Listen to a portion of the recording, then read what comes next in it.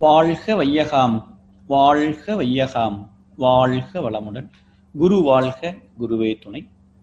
வேண்டிய வேண்டியாங்கு எய்தலன் செய்தவம் ஈண்டு முயலப்படும். அது வள்ளுவரோட ஒரு வாக்கு. அதாவது நமக்கு என்ன வேண்டுமோ எப்படி வேண்டுமோ அப்படியே நமக்கு கிடைத்து விடும். எப்ப அப்படின்னு சொன்னால் செய் தவம், தவம் செய்தால், அப்புறம் ஈண்டு முயலப்படும், முயற்சி செய்தால் கிடைக்கும் அப்படின்னு வள்ளுவர் சொல்லியிருக்கிறார். வள்ளுவர் மட்டுமல்ல, விவேகானந்தர் சொல்லியிருக்கிறார். நம்ம வேதாத்திரி மகரிஷி அவர்கள் உலகத்தையே தன் வசமாக்கலாம், எதையும் சாதிக்கலாம், சிற்றறிவு கேட்டால் பேரறிவு கொடுக்கும், இப்படி பல இடங்கள்ல நம்மளுடைய சக்தியை நம்ம எவ்வளவு சாதிக்கலாம் என்பதை சொல்லியிருக்கிறார்கள். இந்த மனிதனை பற்றி முழுமையாக அறிந்து கொண்டால், அதைத்தான் தன்னிலை அறிதல், நீ உன்னை அறிந்தால் அப்படின்னு ஒரு பாட்டு கூட இருக்கு. நாம இதெல்லாம் சாதிக்க முடியும். அப்ப மனிதனை பற்றி முழுமையாக அறிந்து கொள்ள ஒரு முயற்சி தான் நம்ம மகரிஷி அவர்கள் கொடுத்திருக்கிற அந்த மனவளக்கலை அண்ட் அறிவு திருக்கோவில், அத்தனை விஷயங்களும். அதுக்கு காரணம் கொஞ்சம் யோசித்து பார்த்தோம்னா, இந்த மனித உடல் மிகவும் ஒரு ஆச்சரியப்படுற வகையில, வியப்பூட்டுகிற வகையில இருக்கிறது. அதுல இருக்கக்கூடிய ஒரு பகுதியை கூட நம்மால ஒரு லெபார்டரியில உருவாக்க முடியுமா அப்படின்னு கேட்டால் அது ரொம்ப ரொம்ப ரொம்ப கடினமானது. ஏன்னா அவ்வளவு காம்ப்ளெக்சிட்டியா, அவ்வளவு சிக்கலாக, புரிந்து கொள்வதற்கே கடினமாக இருக்கக்கூடிய ஒரு விஷயமாக இருக்கிறது நம்ம உடல். அதுவும் நம்ம உலகத்துல என்னெல்லாம் பார்க்கிறோமோ அங்க அதெல்லாமே ஒரு மினி உலகமாக, ஒரு சிறு உலகமாக நம்ம உடலுக்குள் இயங்கி கொண்டிருக்கிறது. ஆனா இதுல என்ன பிரச்சனைன்னா, ரெண்டு பிரச்சனை இருக்கு. ஒண்ணு, இவ்வளவு ஆற்றல் உள்ள ஒரு சிக்கலான அதிசயத்தக்க வகையில இயங்கக்கூடிய இந்த உடல் நமக்கு இலவசமாக கொடுக்கப்பட்டிருக்கிறது. இது ஒரு பிரச்சனையா இருக்கு. ரெண்டாவது, சரி கொடுத்திருக்கிறாங்களே, அதோட சேர்ந்து ஒரு மேனுவலையும் கொடுத்திருந்தாங்கன்னா ரொம்ப நல்லா இருந்திருக்கும். ஆஃப்டர் ஆல் நம்ம ஒரு மொபைல் போன் வாங்கினா கூட ஒரு மேனுவலை கொடுக்குறாங்க, ஒரு டிவி வாங்கினா அதுக்கு ஒரு மேனுவல், மிக்சி வாங்கினா கொடுக்குறாங்க. அந்த மேனுவல்ல எதை எங்க கனெக்ட் பண்ணணும், என்ன பவரை கனெக்ட் பண்ணணும், எல்லா விஷயமும் அந்த மேனுவல்ல இருக்கு. ஆனா அந்த மனிதன் மட்டும் பிறக்கும் பொழுது ஒரு மேனுவலோட பிறப்பதல்ல. பிறந்திருந்ததுன்னா இன்னும் கொஞ்சம் வசதியா இருக்கும். முத்துன்னா இப்படிதான் இருப்பார், இவ்வளவுதான் வளருவார், இவ்வளவுதான் வெயிட் இருப்பார், இவங்களத்தான் கல்யாணம் பண்ணுவாரு, இங்க இந்த ஊர்ல வேலை பார்ப்பார், அட்டகாசமா இருக்கு, நம்ம அடுத்து மேனுவல்ல என்ன சொல்லி இருக்காங்களோ அதைப்படி செய்துட்டு வாழ்ந்துட்டு போலாம். ஆனா கடவுள் அவரு முட்டாள் அல்ல, அவரு மிகப்பெரிய புத்திசாலி. அதனால அவர் என்ன நம்மளா எழுதி இவனுடைய வாழ்க்கையை நம்ம லிமிட் பண்றது, இவ்வளவுதான் உனக்கு அப்படின்னு சொல்றது நம்ம யாரு? நம்மளை விட சக்தி வாய்ந்தவனாக இந்த மனிதன் இருக்க வேண்டும் என்பதற்காக இந்த ஆறாவது அறிவை கொடுத்து நம்மளை நம்ம கையில எல்லாத்தையும் கொடுத்தாரு. நீ வேணும்னா நீ என்னை விட பெரிய ஆளாகு, இல்ல நீ எப்படி இருக்கணுமோ இரு அப்படிங்கிற அளவுக்கு நம்ம சாய்ஸ்ல ஆறாவது அறிவை நமக்கு கொடுத்திருக்கிறார். இந்த மனிதர்களை ஒட்டு மொத்தமாக ஒரு ஆராய்ச்சி செய்திருக்கிறார்கள். அந்த ஆராய்ச்சி குறிப்பு என்ன சொல்லுது அப்படின்னு சொன்னால், இந்த உலகம் பூரா இருக்கிற மனிதர்கள்ல 70% மக்கள் அவர்களுக்கு வாழ்க்கையில என்ன நடக்கிறதோ, என்ன நடந்து கொண்டு இருக்கிறதோ, அந்த பிரச்சனை வந்த அப்புறம் அதற்கு ஒரு மறுவினை, அதை எப்படி ரியாக்ட் பண்ணணும், எப்படி ஹேண்டில் பண்ணணும் அப்படிங்கிறத செய்யக்கூடியவர்கள் இந்த 70% மக்கள். அதாவது எனக்கு சளி வந்துட்டு, இப்ப சளிக்கு நான் என்ன பண்ணணும்? ஓகே, கஷாயம் குடிக்கலாம், ஆவி பிடிக்கலாம், அதுக்கு என்னென்ன பண்ணணுமோ அதெல்லாம் செய்பவர்கள். வேலை போயிட்டு இப்ப இன்னொரு வேலையை தேடலாம். சோ நமக்கு என்னென்ன நடந்து கொண்டு இருக்கிறதோ அது நடந்த பிறகு அதற்கு நாம் மறுவினை ஆற்றி அந்த சிக்கலில் இருந்து வெளியிலே வருவது, நாம் முன்னேறுவது, இப்படி செய்பவர்கள் 70% மக்கள். அதற்கப்புறம் ஒரு 20% மக்கள் என்ன செய்கிறார்கள் என்றால், அவர்கள் அட்டகாசமா அவங்க வேலையை செய்துட்டு இருப்பாங்க. இந்த முன்னாடி சொன்ன 70% விட ரொம்ப அருமையாக செய்பவர்கள். ஆனால் அவர்களுக்கு தானா செய்ய மாட்டார்கள். யாராவது ஒருத்தர் உட்கார்ந்து சொல்லிக்கிட்டே இருக்கணும். இந்த மாட்டு வண்டியில திடீர்னு மாட்டு கொஞ்சம் மக்கப் பண்ணிச்சுன்னா ஒரு கையில ஒரு சாட்டக்கம்பு வச்சிருப்பாங்க, அந்த முனையில ஒரு ஆணி அடிச்சு வச்சிருப்பாங்க. அதை வச்சு ஒரு குத்துனோம்னா மாடு அது பாட்டுக்கு அடுத்தால ஒரு அரை மணி நேரத்துக்கு நல்லா போகும், அப்புறம் ஒரு குத்துவாங்க. அந்த மாதிரி ஒரு 20% மக்களுக்கு ஒரு புஷ் தேவைப்படுகிறது. அதாவது யாராவது ஒருத்தர் ஏதாவது சொல்லிக்கிட்டே இருந்தாங்கன்னா அவர்கள் வேலையை அட்டகாசமா செய்வார்கள். வாழ்க்கையில் அந்த 70% மக்களை விட ஒரு கொஞ்சம் ஒரு முன்னேற்ற பாதைக்கு அவர்கள் வந்து விடுவார்கள். மூன்றாவதாக 9% மக்கள், 70 பார்த்தோம், 20 பார்த்தோம், மிச்சத்தை 10% இருக்கு. அதுல இந்த 9% மக்கள் இருக்காங்களே, அவங்க எப்படின்னா ஆண்டவன் சொல்றான், நான் செய்யறேன் அப்படின்னு ரஜினிகாந்த் சொல்லுவாரு. அத போல நல்ல விஷயமாக அவர்களாகவே அதை உணர்ந்து, அவன் சொல்லிட்டான் நான் செய்ய போறேன், அதைத்தான் நான் செய்வேன் அப்படின்னு சொல்லிட்டு செய்யக்கூடியவர்கள் இவர்கள். இப்ப நம்ம வேதாத்திரியத்துல இருக்கிற நம்ம பேராசிரியர்கள் கூட குரு நம்ம அவங்க கொடுக்குறாங்க, நாங்க அதை பண்ணிட்டு இருக்கோம் அப்படின்னு நம்ம சொல்றோம் இல்லையா. இவர்கள் எல்லாம் இவர்களுக்கு இந்த 9% மக்கள், இவர்களுக்கு ஒரு சக்தி வாய்ந்த ஒரு காந்த சக்தி இருக்கிறது, ஒரு ஆர்வா இருக்குது. அதாவது நம்மளை சுத்தி இந்த காந்த ஒளி மாதிரி காமிப்பாங்க. அதே போல ஏனென்றால் இவர்கள் எல்லாம் மற்றவர்களுடைய வாழ்க்கையில் ஒரு தாக்கத்தை, ஒரு மாற்றத்தை ஏற்படுத்தக்கூடியவர்கள். இன்னைக்கு அந்த எண்ணிக்கை கூடிக்கொண்டு இருக்கிறது நம்ம சங்கத்திலேயே. அது ஒரு மிகப்பெரிய ஒரு விஷயம். இப்போ 70 பார்த்தோம், 20 பார்த்துட்டோம், 9 பார்த்துட்டோம். இந்த ஆராய்ச்சி குறிப்பு சொல்லுகிறது இன்னொரு 1% மக்கள் இருக்கிறார்கள்.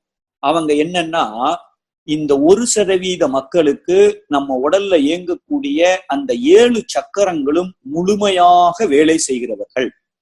இந்த 7 சக்கரங்களும் இவங்களுக்கு முழுமையாக வேலை செய்துச்சு அப்படின்னு சொன்னால், அவர்கள் உலகத்துல மிகப்பெரிய சாதனையையும் ஒரு தனித்தன்மையோடு, தனித்துவத்தோடு, யாருமே சொல்லாததை, அது மட்டுமல்ல இந்த சமுதாயத்திற்கு என்ன தேவை என்பதை உணர்ந்து அவர்களை நல்வழிப்படுத்தக்கூடியவர்கள் வேதாத்திரி மகரிஷி மாதிரி மகான்கள். இது அந்த 1% மக்கள். இவர்களுக்கு அந்த 7 சக்கரங்களும் முழுமையாக வேலை செய்பவர்கள். அன்பர்களே, இன்னைக்கு அந்த 7 சக்கரங்களை பற்றி தான் நாம சிந்திக்க இருக்கிறோம். இந்த 7 சக்கரங்கள்னா என்ன, அது என்னென்ன சக்கரங்கள் இருக்கிறது, அது நம்மளுடைய உடல் இயக்கத்துல எப்படி அது தொடர்பு உடையது, அது என்னென்ன மாற்றத்தை, என்னென்ன தாக்கத்தை, என்ன விதமான நோய்களை ஏற்படுத்தும், நம்முடைய மனம் இயக்கம், அதாவது நம்முடைய சிந்தனையாக இருக்கட்டும், உணர்வாக இருக்கட்டும், அதனுடைய விஷயத்துல இந்த சக்கரங்கள் நம்மோடு எப்படி தொடர்புடையதாக இருக்கிறது. அதற்கப்புறம் குணங்கள், சில பேர் எடுத்த உடனே கோபம் வரும். சோ இந்த குணங்களோடு இந்த சக்கரங்கள் எப்படி நம்முடைய வாழ்க்கையிலே ஒரு மாற்றத்தை, ஒரு தாக்கத்தை ஏற்படுத்துகிறது. இதைத்தான் நாம இன்னைக்கு கொஞ்சம் சிந்திக்க இருக்கிறோம் இந்த அடுத்த ஒரு 50-55 நிமிஷத்துக்கு. இந்த சக்கரங்கள் இத பற்றிய இப்போ நாம சிந்திக்க போறோம். இந்த சிந்தனைகள் எல்லாம் ஒரு மருத்துவ கல்லூரி படிப்பு, MBBS படிக்கிறவங்கல ஒரு 3 வருஷ படிப்பு எவ்வளவு படிக்க வேண்டியது இருக்குமோ அவ்வளவு விஷயத்தை இப்ப நான் ஒரு 50-55 நிமிஷத்துல சொல்வதற்கு முயற்சி செய்கிறேன். அதனால கண்டிப்பாக உங்க தலையில ஒரு 50 கிலோ அரிசி மூட்டையை வச்ச மாதிரி இருக்கும். கவலையே படாதீர்கள். உங்களுக்கு எது, நீங்கள் இதை நடத்தும் பொழுது, இந்த சிந்தனையை செய்யும் பொழுது உங்களுக்கு எது பொருத்தமாக இருக்கிறது, நான் எதை மாற்ற வேண்டும், இதை மட்டும் நீங்க அந்த நோக்கத்தோடு இதை நீங்க கேட்டுக்கிட்டே வாங்க. 100% புரியணும்னு அவசியம் இல்லை. இது மறுபடியும் யூடியூப்ல போடுவாங்க, அதை மறுபடியும் கேட்டுக்கொள்ளலாம். ஏன்னா இந்த சப்ஜெக்ட் கொஞ்சம் ரொம்ப, அதான் சொன்னேன், மனிதன் அவ்வளவு ஒரு காம்ப்ளிகேட்டான, சிக்கலான, புரிந்து கொள்வதற்கே கடினமான ஒரு ஒரு ஒண்டர்ஃபுல் மெஷின். இப்ப நாம அதை உள்ள இருக்கிற விஷயங்களை பற்றி கொஞ்சம் சிந்திக்க இருக்கிறோம். அதனால கவலைப்படாம நல்ல இதோட நீங்க கேளுங்க. அதாவது தெரியாத கேள்விகள், சந்தேகங்கள் இருந்ததுன்னா கண்டிப்பாக எழுதி வச்சுக்கோங்க. நம்ம கடைசியாக நம்ம முயற்சி செய்வோம் அதுக்கு பதில்கள் எல்லாம் சொல்வதற்கு. இப்படி இந்த ஒரு சின்ன அறிமுகத்தோடு நாம இப்போ பாடத்துக்கு, இப்ப நம்ம சப்ஜெக்டுக்கு போலாம். முதல்ல சக்கரங்கள். முதல்ல சக்கரம்னா என்ன, சக்கரங்கள் அப்படின்னு சொல்லி இருக்கிறார்கள் நம்முடைய மகான்கள். அப்படின்னா அந்த சக்கரம் அப்படிங்கிறது என்ன அப்படிங்கறத நம்ம பார்ப்போம். இப்போ கிமு, அதாவது கிமு 1500 வருடங்கள்லயே வேத புத்தகங்களில் இந்த சக்கரங்களை பற்றி குறிப்பிட்டிருக்கிறார்கள். நமக்கே தெரியும், நம்மள்ட்ட 3 உடல் இருக்கு அப்படின்னு தெரியும். மனவளக்கலை மன்றவங்கள வந்தவங்க அத்தனை பேருக்கும் நம்ம சொல்ற பாக்குற உடல் பரு உடல். அதுலதான் நம்ம கை, காலு, மூக்கு, ரத்தம் உள்ள, கிட்னி அதெல்லாம் இருக்குன்னு தெரியும். இன்னொன்னு காந்த உடல்னு ஒண்ணு இருக்கு. நம்ம உடல்ல ஒரு காந்த சக்தி சுத்தி கொண்டு இருக்கிறது. அது அந்த காந்தத்தை காந்த உடல்னு சொல்றோம், காரண உடல்னு சொல்றோம், இல்ல காசல் பாடின்னு சொல்றோம். 3ஆவதாக சூக்கும உடல்னு ஒண்ணு இருக்கு. அதாவது நமக்குள்ள உயிர்னு ஒண்ணு இயங்கி கொண்டு இருக்கிறது. அந்த உயிருங்கிறது விண்துகள் அப்படின்னு சொல்றோம், இல்ல உயிர் துகள்னு சொல்றோம், குண்டலினி சக்தின்னு சொல்றோம். இந்த உயிர் துகள் உடல் பூராம் இயங்கி கொண்டு இருக்கிறது. மூலாதாரத்தை மையமாக வைத்து அந்த உயிர் சுத்துகிற அதுக்கு ஒரு எல்லை இருக்கிறது. அந்த எல்லைய நாம என்ன சொல்றோம், சூக்கும உடல்னு சொல்றோம், இல்ல நுண்ணுடல்னு சொல்றோம், இல்ல உயிர் உடல்னு சொல்றோம், இல்ல ஆஸ்ட்ரல் பாடி அப்படின்னு சொல்றோம். எல்லாம் ஒண்ணுதான். இப்போ இந்த 3 உடல் இருக்கிறது. பரு உடல்ல ரத்தம் உடல் பூரா சுத்தி கொண்டு இருக்கிறது. அந்த ரத்த ஓட்டத்துக்கு ஒரு பாதை இருக்கு. அதைத்தான் நம்ம ரத்த குழாய் அப்படின்னு நாம சொல்லுகிறோம். இந்த ரத்தம் ஓடுகிற குழாய்க்கு பேரு ரத்த குழாய் அப்படின்னு நாம சொல்லுகிறோம். அதே போல இந்த உயிர் சக்தி, உயிர் துகள்கள், விண் துகள்கள் உடல் பூரா இயங்கி கொண்டு இருக்கிறது. அதற்கும் ஒரு பாதைகள் இருக்கிறது. ஆனா மருத்துவ விஞ்ஞானத்தால அதை கட் பண்ணி பார்க்க முடியாது. ஏன்னா எலக்ட்ரிசிட்டியை நம்மளால பார்க்க முடியாது. கரண்ட் ஓடுது அவ்வளவுதான். ஆனா நம்ம கண்ணால பார்த்தோம்னா நமக்கு தெரியாது. அதே தானே இது ஒரு ஆற்றல். அதை எலக்ட்ரிசிட்டின்னு சொல்றோம், இதை நம்ம ஜீவகாந்தம்னு சொல்றோம். அப்ப நம்ம உடலுகளை ஓடுகிற அந்த உயிர் சக்தியை, விண் துகள்களை, அது ஓடக்கூடிய அந்த பாதை இருக்கு, அதுக்கு பேரு நாடி அப்படின்னு சொல்லி இருக்கிறாங்க. நாடினா அது ஒரு பைப்பு, ஆனா பிசிக்கலா பார்க்க முடியாது, அவ்வளவுதான். அந்த பைப்புக்குள்ள அந்த உயிர் சக்தி ஓடிக்கொண்டிருக்கிறது அப்படின்னு நம்ம புரிந்து கொள்ளலாம்.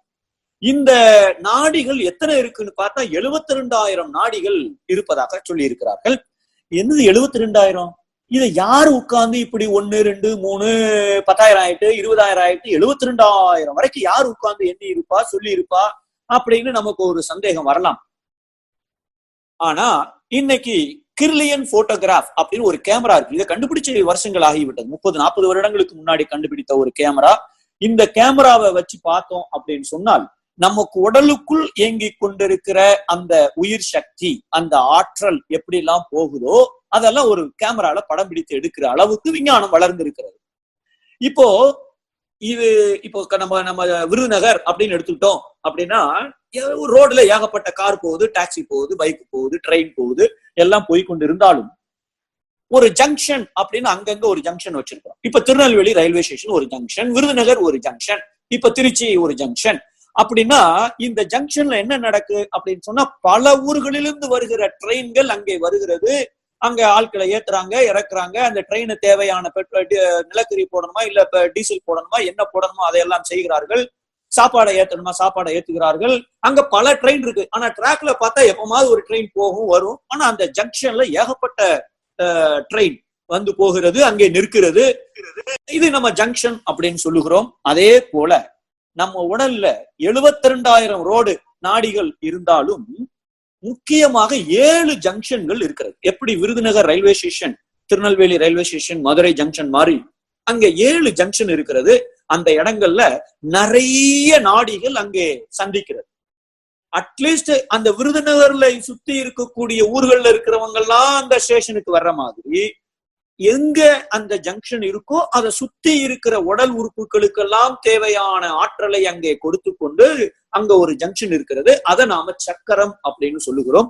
அதை ஏன் சக்கரம் அப்படின்னு சொன்னாங்கன்னா, நம்ம இந்த உயிர் துகள் அப்படின்னாலே நமக்கு தெரியும். உயிர் துகள்னா என்னன்னா, அது அதாவது தூசி மாதிரி இருக்கக்கூடிய விண்துகள்கள். அது என்ன செய்யுது, தன்னைத்தானே சுத்தி கொண்டு இருக்கிறது. அதே மாதிரி கோடிக்கணக்கான விண்துகள்கள் தன்னை சுத்தி கொண்டு இருக்கிறது அப்படின்னு சொன்னால், இது ஒட்டு மொத்தமா பூந்தியும் சுத்துது, லட்டும் சுத்துது. அப்போ மொத்தமா பார்த்தா அவர்கள் கண்ணுக்கு அது ஒரு சக்கரமாக, ஒரு வீல் மாதிரி தெரிகிறதுனால அதற்கு பேரு சக்கரங்கள் என்று வைத்திருக்கிறார்கள். அப்போ இந்த சக்கரங்கள் அப்படின்னு சொல்லும் பொழுது அது ஒரு வீல் மாதிரி இருக்கிறதுனால அது ஒரு ஜங்ஷன் அப்படின்னு நம்ம சொல்லுகிறோம். அந்த சக்கரங்கள் 7 ஜங்ஷன்ஸ், 7 சக்கரங்கள் நம்ம உடல்ல இருக்கிறது. இப்ப இந்த சக்கரங்கள் என்னதான் செய்யுது? இப்ப விருதுநகர் ஜங்ஷன் ரயில்வே ஸ்டேஷன் என்ன பண்ணுது? அதேதான் இதுவும் பண்ணிட்டு இருக்கு. ஆனா இன்னும் கொஞ்சம் அதை அதிகமாக சில வேலைகளை இது செய்கிறது. என்ன செய்யுதுன்னா, இப்போ ஒரு இடத்துல பவர் எலக்ட்ரிசிட்டியை ப்ரொடியூஸ் பண்ணாங்கன்னா, அங்க இருந்து ஒரு 100 கிலோமீட்டருக்கு கேபிள் போட்டு ஒயர் மூலமாக அந்த மின்சாரத்தை அடுத்த ஊருக்கு கொண்டு போறாங்க. அப்ப கொண்டு போகும்போது என்ன ஆகும் அப்படின்னு சொன்னால், மின்சாரம் அந்த 100 கிலோமீட்டர் பயணம் செய்யும் பொழுது அங்க ஆற்றல் குறைந்து விடும். இப்ப நம்மளே ஒரு 5 கிலோமீட்டர் நடந்தோம்னா புறப்படும் போது எவ்வளவு ஆற்றலோட இருந்தோமோ அங்கே சேரும் பொழுது ஆற்றல் கொஞ்சம் குறைவாக தான் இருக்கும். உடனே எங்க சாப்பிடலாம்னு நம்ம பார்ப்போம். அதே போல இந்த மின்சார சக்தியும் அங்க ஆற்றல் குறைகிறது. அப்போ இந்த அங்கங்க என்ன செய்யறாங்கன்னா, ஒரு சப்ஸ்டேஷன் அப்படின்னு ஒண்ணு வைக்கிறார்கள். அதாவது அந்த இடத்துல ஒரு டிரான்ஸ்ஃபார்மரை வைக்கிறார்கள். அந்த டிரான்ஸ்ஃபார்மர் என்ன பண்ணுதுன்னு சொன்னால், அந்த இப்போ ஒரு ஊர்ல, இப்ப எங்க ஊர் வல்லநாடுனா, வல்லநாட்டுல ஒரு டிரான்ஸ்ஃபார்மர் இருக்குன்னு வச்சுக்கோங்களேன். அது சப்ஸ்டேஷன் இருக்கு. என்ன பண்ணுது, அந்த மின்சாரத்தை வாங்குகிறது. அதை வாங்கி அங்க சுத்தி இருக்கிற கிராமங்கள் இருக்கிற அத்தனை வீடுகளுக்கும் அந்த மின்சாரத்தை அனுப்புகிறது. அதற்கப்புறம் அங்கேயே அந்த மின்சாரத்தை கொஞ்சம் சேமித்து வைக்கிறது. அதற்கப்புறம் அந்த மின்சாரத்தை இன்னும் கொஞ்சம் பெருக்குகிறது, அதாவது அதிகரிக்கிறது. அதுக்கு ஒரு சிஸ்டம் அந்த டிரான்ஸ்ஃபார்மர்ல இருக்கு. ஒரு புழுவை போட்டா 100 புழுவா மாறுற மாதிரி அங்க ஒரு அமௌண்ட் ஆஃப் ஒரு மின்சாரத்தை அனுப்பிச்சு அது இன்னும் கொஞ்சம் பெருக்கி காமிக்கும். அதுக்கு எல்லாம் டெக்னாலஜி இருக்கு. சோ அப்ப அந்த டிரான்ஸ்ஃபார்மர் அந்த ஆற்றலை அளவை அதிகப்படுத்துகிறது. அதிகப்படுத்தி வல்லநாட்டில இருந்து தூத்துக்குடி புதுக்கோட்டைக்கு எலக்ட்ரிசிட்டியை திருப்பி அனுப்பிச்சிடும். இத்தனை வேலைகளையும் ஒவ்வொரு சக்கரங்களும் செய்கிறது. மூலாதாரம் ஒரு சக்கரம், அதுக்கு பக்கத்துல இன்னொன்னு இருக்கு சுவாதிஷ்டானம். இப்ப இந்த சுவாதிஷ்டானம் என்ன செய்யுதுன்னா மூலாதாரத்திலிருந்து வரக்கூடிய உயிர் சக்தியை வாங்கி இந்த சுவாதிஷ்டானம் பக்கத்துல இருக்கிற செல்கள் உறுப்புகள் அத்தனை பகுதிகளுக்கும் இந்த உயிர் சக்தியை அனுப்பிவிட்டு தான் கொஞ்சம் வைத்துக்கொண்டு மிச்சத்தை இன்னும் கொஞ்சம் அளவை கூட்டி அடுத்தாப்புல இருக்கிற மணிப்பூரகத்துக்கு அனுப்பி விடுகிறது. இதுதான் ஒவ்வொரு சக்கரத்தோட ஒரு வேலை. இத ஒரு தாமரைப்பூ மாதிரி சொல்லி இருக்கிறாங்க, வீல் மாதிரி சொல்லி இருக்கிறாங்க. இந்த தாமரைப்பூ மாதிரி ஏன் சொல்லி இருக்கிறாங்க அப்படின்னு சொன்னால், இந்த தாமரைப்பூ எப்படி சுருங்கி இருக்கிறது, விரிந்து இருக்கிறது, நல்ல மலர்ந்து இருக்கிறது. இந்த மலர்ந்து இருந்தா அந்த தாமரைப்பூவோட அத்தனை அழகு அத்தனை தன்மைகளும் நமக்கு நன்றாக தெரிகிறது. அது மூடி இருக்கும் பொழுது இது ஒன்னும் மலரல அப்படின்னு நினைச்சுக்கிறோம். அதே போல இந்த சக்கரங்களும் சில நேரங்கள்ல மூடி இருக்கிறது, இல்ல நல்ல மலர்ந்து இருக்கிறது, விரிந்து இருக்கிறது. அதை நம்ம லாக் ஆயிட்டு இல்ல க்ளோஸ் ஆயிட்டு இல்ல ஓப்பன் ஆயிட்டு அப்படின்னு சொல்றோம். அப்போ சுருக்கி இருக்குன்னா என்ன அர்த்தம்? சப்ஸ்டேஷன்ல பாதி டிரான்ஸ்ஃபார்மர் ஒர்க் ஆகல. அப்போ அந்த சுத்தி இருக்கிற மக்களுக்கு ஏதாவது எலக்ட்ரிசிட்டி கிடைக்குமா? எலக்ட்ரிசிட்டி கிடைக்காது. எங்க ஊருக்கு அங்க பாதி வீட்டுல கரண்ட் இருக்காது. ஏன்? சப்ஸ்டேஷன்ல ஏதோ ஒரு கோளாறு. அப்போ இந்த சக்கரங்கள் சரியாக வேலை செய்யாமல் தாமரப்பூ மலராமல் மூடி இருந்தது என்றால் அதனை சுத்தி இருக்கிற உறுப்புகளுக்கு இந்த உயிர் சக்தி கிடைக்காது. அது நல்ல மலர மலர மலர மலர தடையில்லாமல் மின்சாரம் அந்த ஏரியாவுக்கு கிடைத்து கொண்டே இருக்கும். அதே போல இந்த சக்கரங்களும் 7 இடத்தில் மூலாதாரத்தில் ஆரம்பித்து உச்சந்தலையில இருக்கிற துரியம் வரைக்கும் 7 சக்கரங்கள் இருக்கிறது. அந்த சக்கரங்கள் ஒவ்வொன்றும் அது சரியாக வேலை செய்கிறது என்றால் நம்ம அதுக்கு அந்த பகுதியில இருக்கிற ஒவ்வொரு செல்களுக்கும் இந்த உயிர் சக்தி கிடைக்கிறது. இது ஒன்று. இரண்டாவது, இந்த சக்கரங்கள் ஒரு மிகப்பெரிய வேலையை செய்கிறது. என்னன்னா, நம்ம உடல் செல்களால் கட்டப்பட்டிருக்கிறது. தெரியும் நமக்கு, எல்லா செல்களால் ஆனது, சிற்றறைகளால் ஆனது நம்ம சொல்றோம். இந்த உடல் பூரா இயங்கி கொண்டிருக்கிறது. அதுக்குள்ள உயிர் இருக்கு, அப்புறம் மனசுன்னு ஒண்ணு இருக்கு. இந்த மூன்றுக்கும் பாலமாக இருப்பது, ஒரு இணைப்பாக இருந்து செயல்பட்டு கொண்டிருப்பது இந்த சக்கரங்கள். அப்ப இந்த சக்கரங்கள் சரியா வேலை செய்யலைன்னா உடலும் மனமும் உயிரும் ஒன்னா இயங்குமா அப்படின்னு கேட்டா அங்கே ஒரு பிணக்கு வந்து விடுகிறது. எந்த சக்கரம் வேலை செய்யாட்டாலும் இந்த சக்கரங்கள் சரியாக வேலை செய்தால் மட்டுமே உடலும் உயிரும் இணக்கமாக வேலை செய்ய முடியும், உடலும் மனமும் இணக்கமாக வேலை செய்ய முடியும். அப்ப இது ஒரு மறைமுகமாக இந்த ஒரு பாலம் போல செயல்படுகிறது இந்த சக்கரங்கள். சரி, இது மட்டுமல்ல, இன்னொன்னு இருக்கு. என்னன்னா, இந்த சக்கரங்களை 3 வகையாக பிரித்திருக்கிறார்கள். எப்படி நம்ம ஒரு ட்ரெயின்ல போனோம்னா 3 பெர்த் இருக்கு. Lower berth, middle berth, upper berth அப்படின்னு 3 பெர்த், 3 படுக்கைகள் இருக்கு. தரையில நடுமத்தில மேல படுக்கிற மாதிரி. அதே போல இந்த சக்கரங்கள் 7ஐயும் 3ஆக பிரித்திருக்கிறார்கள். அதாவது கீழே இருக்கக்கூடிய 3 சக்கரங்கள், அதாவது மூலாதாரம், சுவாதிஷ்டானம், மணிப்பூரகம். இந்த 3 சக்கரங்கள் என்னன்னா இந்த உலகியல் வாழ்க்கைக்கு தேவைப்படுகிறது அதிகம். அதாவது வள்ளுவர் சொன்னார் இல்லையா, நம்ம இந்த உலகத்துல வாழணும் என்றால் பொருள் வேண்டும், பொருள் இல்லாருக்கு இவ்வுலகம் இல்லை. ஆனா அருள் இல்லைன்னா நம்ம பிறப்பின் நோக்கமே இல்லை. அந்த அருள் இருந்தா தான் பொருளே கிடைக்கும். அப்ப இந்த அருளும் நமக்கு தேவைப்படுகிறது. அப்ப இந்த கீழே இருக்கிற லோயர் பெர்த் இருக்க அந்த 3 சக்கரங்கள், மூலாதாரம், சுவாதிஷ்டானம், மணிப்பூரகம், இந்த 3ம் இந்த உலகியல் வாழ்க்கைக்காக, பொருள் உலகத்திற்காக, பொருள் சம்பந்தப்பட்ட விஷயங்களுக்காக நமக்கு உதவி செய்யக்கூடிய சக்கரங்கள் இந்த 3 சக்கரங்கள். அதை லோயர் பெர்த்னு வச்சுக்கலாம். அப்புறம் மிடில் பெர்த், இது அதற்கு மேல இருக்கக்கூடிய 3 சக்கரங்கள், அதாவது அநாகதம், விசுப்தி, ஆக்னை. இந்த 3 சக்கரங்களும் இந்த அருள் உலகத்திற்கு, ஆன்மீக உலகத்திற்கு, இந்த இறையருளை பெறுவதற்கு ஒரு தயாரிப்பு நிலையாக அல்லது அதற்கு நம்மை உதவி செய்வதற்கு, அதற்கு உதவி செய்யக்கூடிய வேலையை செய்வது அதற்கு மேல இருக்கக்கூடிய 3 சக்கரங்கள். அப்ப நம்ம 7 சக்கரங்கள் இருக்குன்னு பார்த்தோம். கீழே இருக்கிற 3 பொருளுக்கு, மேல இருக்கிற 3 அருளுக்கு. அந்த டாப்ல இருக்கிற துரிய சக்கரம் இருக்க, அது நம்ம இறைநிலையோடு ஒன்றக்கூடிய ஒரு ரொம்ப ஹையர் லெவல்ல இருக்கக்கூடிய சக்கரம். மகரிஷி அவர்களே அதை இறைவனின் நுழைவாயில் அப்படின்னு நமக்கு சொல்லியிருப்பாங்க. இறை ஆற்றலின் நுழைவாயில், கேட்வே டு டிவைனிட்டி. அப்ப துரிய சக்கரம் ஓபன் ஆயிட்டா நாம கனெக்ஷன் அங்க போட்டாச்சு. எப்படி ஒரு டெலிபோன்ல நம்ம ஒருத்தர் தொடர்புல இருக்கோமோ, நம்ம இறைவனோடு தொடர்பு இருக்கக்கூடிய ஒரு கேட்டு, அத கதவை திறந்து வைக்கிறது அந்த துரிய சக்கரம். சோ அப்ப அது மூணாவது அப்பர் பெர்த். அது இந்த அப்பர் பெர்த்துக்கு போனாலே நாம கிட்டத்தட்ட அங்க நெருங்கின மாதிரி.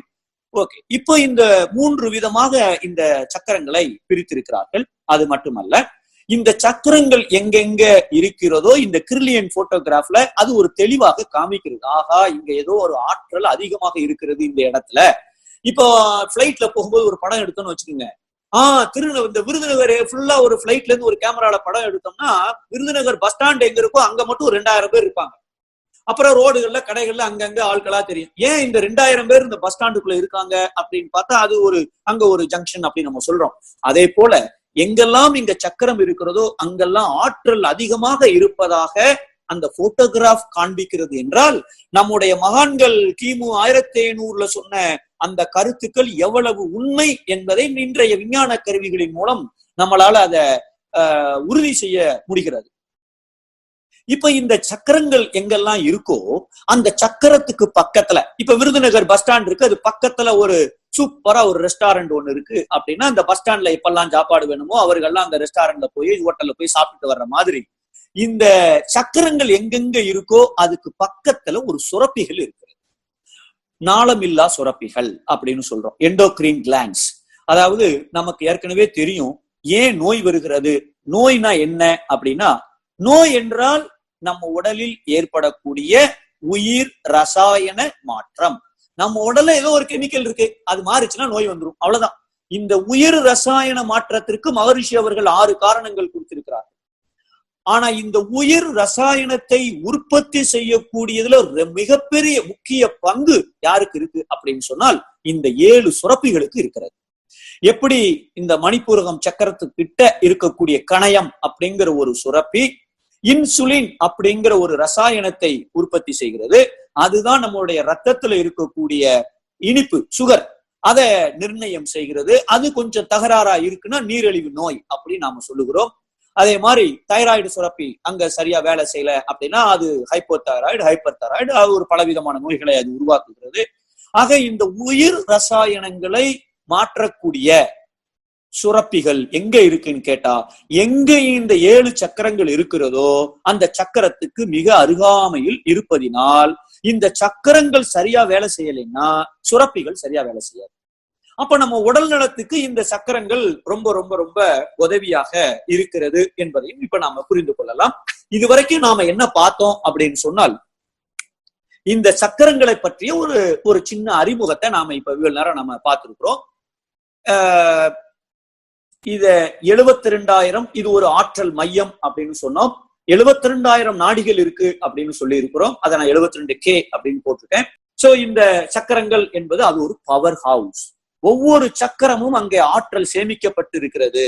அது மட்டுமல்ல, டிரான்ஸ்பார்மர் மாதிரி அத ஆற்றலை வாங்குகிறது, சேமித்து வைக்கிறது, சுத்தி வத்தி இருக்கிற இடங்களுக்கு அந்த ஆற்றலை அனுப்புகிறது, மறுபடியும் அந்த ஆற்றல் அளவை கூட்டுகிறது, அதற்கப்புறம் அடுத்த இடத்திற்கு திருப்பி அனுப்புகிறது. இத்தனை வேலையையும் செய்யக்கூடியது ஒவ்வொரு சக்கரங்களும். அதை நம்ம ஏற்கனவே பார்த்துட்டோம். அப்புறம் 3 வகையாக இருக்குன்னு பார்த்தோம். Lower berth. இந்த லோயர் பெர்த்னா அந்த பொருள் உலகம் சொன்னமே, அத என்ன சொல்லுகிறார்கள் என்றால், இந்த விலங்கின தன்மை அங்க கொஞ்சம் அதிகமாக இருக்கிறது இந்த 3 சக்கரங்களில். மூலாதாரம், சுவாதிஷ்டானம், மணிப்பூரகத்துல இந்த விலங்கினத்திலிருந்து நாம வந்ததுனால இந்த விலங்கினத்துக்கு என்னென்ன தன்மைகள் இருக்கிறதோ அது நமக்கு கொஞ்சம் நம்மளுடைய பிஹேவியர்ல அது வரும். இந்த சக்கரங்கள்னால அது நமக்கு வருகிறது அப்படிங்கிறது அவர்கள் அத சொல்லியிருக்கிறார்கள். அந்த லோயர் பெர்த்தில் இருக்கக்கூடிய 3 சக்கரங்கள் நமக்கு தெரியும். மகரிஷி அவர்கள் மனிதன் என்பவன் மிருகமாக, விலங்கினமாக சில நேரங்கள்ல இருக்கிறான், சில நேரங்கள்ல மனிதனாக இருக்கிறான், சில நேரங்கள்ல இறைவனாக மாறுகிறான். ஒண்ணு இல்ல, நைட்டு நல்லாதான் தூங்கிட்டு இருந்தாங்க கணவன் மனைவி. காலையில எந்திரிச்சோன்னே அவரு எந்திரிச்சு நேர பாத்ரூம் போறாரு. பாத்ரூம்ல போய் பார்த்தா அந்த வாஷ் பேஷன்ல தண்ணி யாரோ டேப்பை திறந்து வச்சிருக்காங்க. வீட்டுல யார் இருக்கா? கணவன் மனைவி, பையன் தூங்கிட்டு இருக்கா. உடனே வீட்டம்மாட்ட கேக்குறாங்க, அந்த அம்மா கிச்சன்ல இருக்காங்க. ஏமா கிச்சன் நம்ம பாத்ரூம்ல இருக்கிற டேப்பை மூடுறதுக்கு மறந்துட்டியா? ரொம்ப அன்பா தான் கேட்கிறேன். திறந்து வச்சிருக்க, நீ மூடுவதற்கு மறந்து விட்டாயா அப்படின்னு அவரை கேட்கிறாரு, அன்பா தான் கேட்கிறாரு. அந்த அம்மா கிச்சன்ல இருந்து சொல்றாங்க, ஏங்க நான் தான் திறந்து வச்சேன், நீங்க பாத்தீங்களா, உங்களுக்கு என்ன குறை சொல்றதே குழப்பா போச்சு அப்படின்னு அங்க இருந்து அவங்க சொல்றாங்கன்னு வச்சுக்குவோம். இப்ப என்ன நடக்கு அப்படின்னு சொன்னால், இந்த மனிதன் என்பவன் கொஞ்ச நேரம் இப்ப அவங்க ஒரு லொல்லுன்னு அவரு அன்பாத்தான்னு கேட்கிறாரு, அது ஏன் அப்படி லொல்லுன்னு விழணும், அப்ப அது நம்மள்ட்ட இருக்கு. இந்த விலங்கினத்திலிருந்து வந்ததுனால அந்த குணங்கள் எப்ப வெளிப்படணுமோ அப்ப அது வெளிப்படுகிறது, எல்லார்ட்டையும் இருக்கு. அந்த பெர்சன்டேஜ் கொஞ்சம் மாறுது. அப்போ சில நேரங்களில் அந்த விலங்கினத்தன்மை நமக்கு வருகிறது, சில நேரங்கள்ல மனிதனாக நாம் வாழ்கின்றோம், சில நேரங்கள்ல இறைவனாகவே மாறிவிடுகிறோம். ஒய்ஃப் அப்பா, என்னமா இந்த இடத்துல லேசா கருப்பா இருக்கு, இது எப்படியாச்சு, நீ எங்க இடிச்ச, என்ன நீ நடக்கும்போது பார்த்து நடக்க வேண்டாமா, சப்பலை வேணா மாத்திரலாமா, எப்படி இதுக்கு ஏதாவது மருந்து போட்டையா, அன்பும் கருணையமா மாறி அவர்களாகவே உருகி அவர்களுக்கு இருக்கிற வழியை நானே அனுபவிக்கிற மாதிரி அவ்வளவு கருணையோடு சில நேரங்கள்ல நம்ம நடக்கிறோம். அங்க தெய்வீக தன்மையோடு இருக்கிறோம். சோ அப்ப மனிதன் என்பவன் இந்த மிருகத்துக்கும் தெய்வ நிலைக்கும் இடையிலே இருந்து கொண்டிருக்கிறான் அப்படின்னு மகரிஷி அவர்கள் சொல்வார்கள். அங்க எதுக்காக இந்த பாயிண்ட் அப்படின்னு சொன்னால், கீழே இருக்கக்கூடிய அந்த 3 சக்கரங்கள், மூலாதாரம், சுவாதிஷ்டானம், மணிப்பூரகம், இந்த 3ம் விலங்கினம் அதிலிருந்து வந்த ஒரு கேரக்டர், குணநலங்கள் அங்க இருக்கிறது. இந்த நடுவுல ஒரு சக்கரம் இருக்கு பாருங்க, இந்த 3க்கும் மேல ஒண்ணு இருக்கு, அநாகதம். இந்த அநாகத சக்கரம் ரொம்ப ரொம்ப முக்கியமானது. ஏன்னா இந்த அநாகத்துக்கு மேல 3 இருக்கு, கீழே 3 இருக்கு. இந்த அநாகத சக்கரம் தான் ரொம்ப முக்கியமான சக்கரம். ஒருத்தர் இந்த உலகியல் வாழ்க்கையில இருந்து விடுபட்டு இல்ல, மகரிஷி சொல்ற அந்த பற்றற்ற பற்று நிலையில இருந்து கொண்டு ஆன்மீகத்துக்கு திரும்பணும் சொன்னால் இந்த சக்கரம் கேட்ட திறந்தாதான் ஒருத்தருடைய வாழ்க்கையில் இந்த ஆன்மீக முன்னேற்றம் நடக்கும். இந்த அநாகதம் சுரக்கல அப்படின்னா மேல இருக்கிற சக்கரம் அங்க வேலை செய்யாதுன்னு இல்ல, அவர்களுக்கு ஒரு முன்னேற்றத்தை அது தராது. அந்த அளவுக்கு அந்த அநாகதம்ங்கிற ஒரு சக்கரம் அங்க இருக்கிறது. இது மாற்றம் அடைந்தால் அந்த மேல் நிலைக்கு நம்மளால போக முடியும். ஒவ்வொரு சக்கரத்துக்கும் இன்னொரு ஒரு தன்மை என்னன்னா, தனக்கு ஆற்றல் கொஞ்சம் குறைவா இருக்கு என்றால் பிரபஞ்சத்திலிருந்து கூட அந்த ஆற்றலை அது எடுத்துக்கொள்ள முடிகிறது. அவ்வளவு பவர் இருக்கு அந்த சக்கரங்களுக்கு. இத நாம எப்படி ரோட்ல போறோம் அப்படின்னு சொன்னால், 3 கார் போற மாதிரி ஒரு ரோடு போட்டிருக்காங்க இல்லையா? இப்ப எலக்ட்ரிசிட்டிய ஒரு ஊர்ல இருந்து இன்னொரு ஊருக்கு போனாலே 3 கேபிள் இருக்கு. நம்ம வீட்டுல நம்ம ஒரு ஃபேனை மாட்டணும்னா கூட, அயன் பாக்ஸ் மாட்டணும்னா கூட 3 ஒயர் இருக்கு. அதாவது ஃபேஸ், நியூட்ரல், எர்த்துன்னு 3 ஒயர் வரும். இந்த கொஞ்சம் வோல்டேஜ் இருக்கிற மின்சாரத்துக்கே 3 ஒயர் தேவைப்படுகிறது. இப்ப நம்ம உடல்ல ஓடுகிற அந்த உயிர் சக்திக்கு எத்தனை ஒயர் தேவைப்படும்? மொத்தம் 3 ஒயர் அதற்கும் தேவைப்படுகிறது. அந்த நாடி இடகலை, பிங்களை, சூஷ்மண நாடி அப்படின்னு சொல்லி இருக்கிறார்கள். அந்த இடைகலைங்கிறது அது ஒரு ஒயரு, பிங்கலைங்கிறது இன்னொரு ஒயரு, இந்த சூஷ்மணம்ங்கிறது நடுமத்தில ஓடிக்கொண்டிருக்கிற ஒரு நாடி.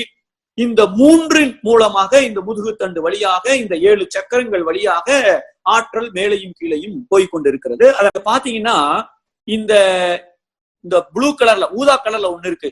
இது மூலாதாரத்துல ஆரம்பிச்சு சுவாதிஷ்டானத்துக்கு இந்த ஜங்ஷனுக்கு வந்துட்டு அப்புறம் அப்படியே கிராஸ் ஆகி இந்த பக்கம் கூடி அடுத்த மணிப்பூரகத்துக்கு வருகிறது. அப்புறம் இது இப்படியே 8 போட்ட மாதிரி கீழே இருந்து மேல அப்படி போயிட்டு வந்து கொண்டிருக்கிறது. இந்த 7 சக்கரங்களும் இப்படிதான் இயங்கி கொண்டிருக்கிறது.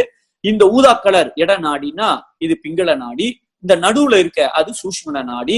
இதுதான் இப்படித்தான் இந்த சக்கரங்கள் நம்ம உடலுக்குள்ள இயங்கி கொண்டிருக்கிறது. அதனுடைய மெயின் ஹைவே எங்க இருக்குன்னு கேட்டா நம்முடைய முதுகுத்தண்டு வழியாகத்தான் இந்த பாதையெல்லாம் போய் வந்து கொண்டிருக்கிறது. ஓகே, இப்போ நாம 7 சக்கரங்கள் இருக்கிறது மொத்தம். இந்த நம்முடைய முன்னோர்கள் என்ன பண்ணாங்கன்னா, இவ்வளவு விஷயங்கள் எல்லாம் அவர்கள் மக்களிடம் எல்லாத்துக்கும் சொல்லல. ஆனா எப்படியாவது ஒவ்வொருத்தரும் இந்த பிறப்பின் நோக்கத்தை அடையணும், இறை உணர்வு பெற வேண்டும் என்றால் இந்த சக்கரம் நல்ல வேலை செய்யணும் என்பதற்காக சில மந்திரங்களை கொடுத்திருக்கிறார்கள்.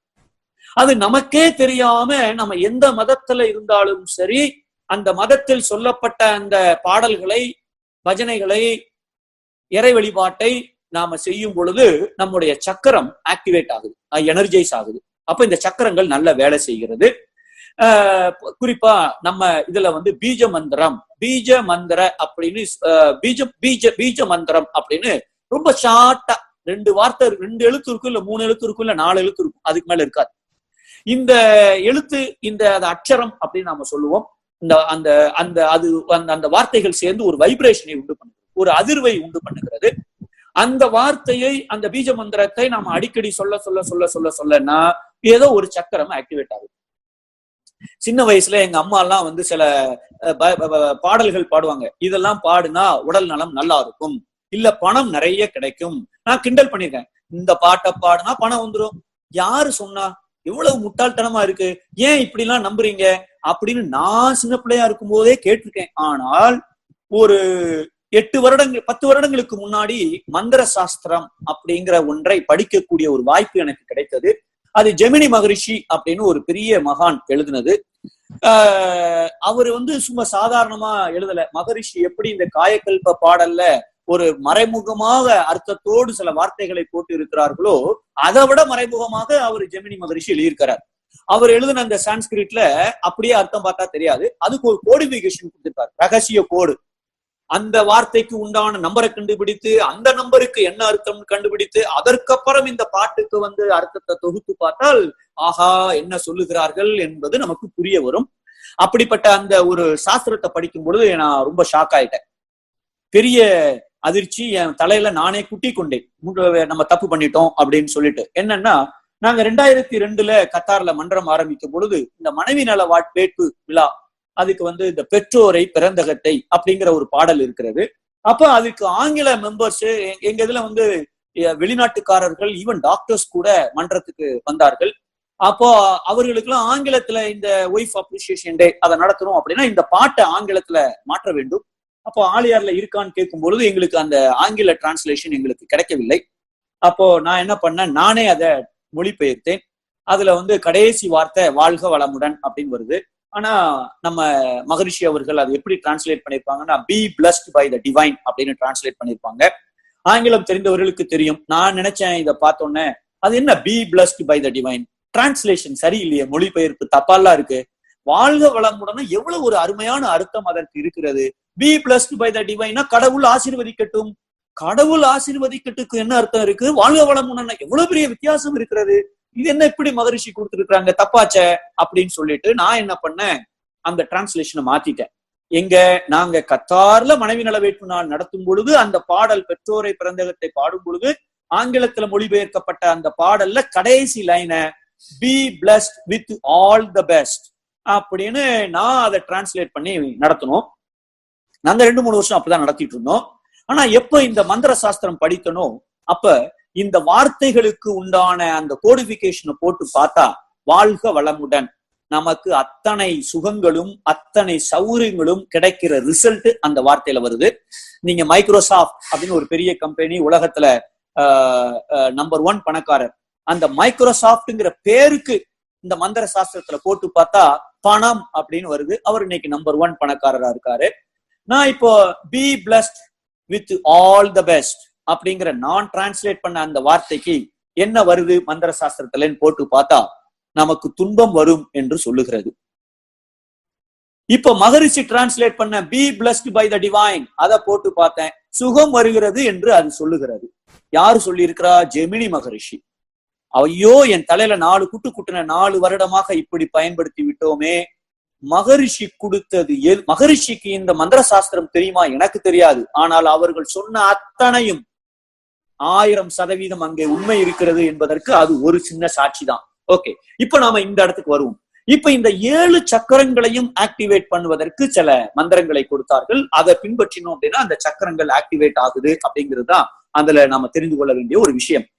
இது வந்து இந்த சக்கரங்கள் நம்ம சூட்சும உடலோட ஒரு பகுதியை நம்ம ஏற்கனவே பார்த்துட்டோம். ஆனா இது தவிர நம்ம முன்னோர்கள் பல வழிமுறைகளை கொடுத்திருக்கிறார்கள் இந்த சக்கரத்தை ஆக்டிவேட் பண்ணுவதற்கு.